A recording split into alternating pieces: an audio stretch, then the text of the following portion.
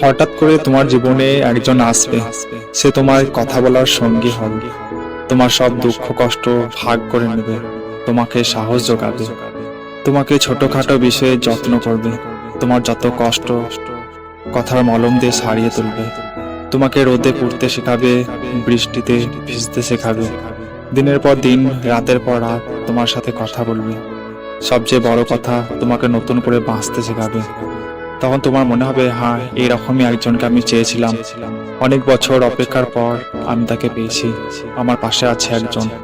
তারপর যখন কথা বলার অভ্যাসটা তোমার বদ অভ্যাসে পরিণত হয়ে যাবে, তখন একদিন হঠাৎ করে মানুষটা বদলে যাবে, তোমাকে ব্যস্ততা দেখাবে।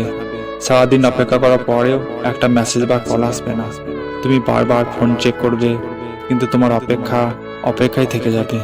প্রথম প্রথম দুই একবার কল করে তোমাকে বোঝাবে সে নিরুপায়, তার জীবনে খুব ব্যস্ততা, তাই সে তোমাকে সময় দিতে পারছে না।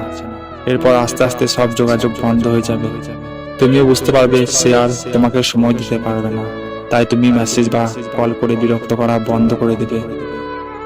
যে মানুষটার জন্য একদিন তুমি ডিপ্রেশন থেকে বেরিয়ে এসেছিলে, আবার সেই মানুষটির জন্য তুমি আরো গভীর ডিপ্রেশনে চলে যাবে। তোর মনে হবে আগে তুমিটাই ভালো ছিল, আগের একাকিত্বটাই ভালো ছিল।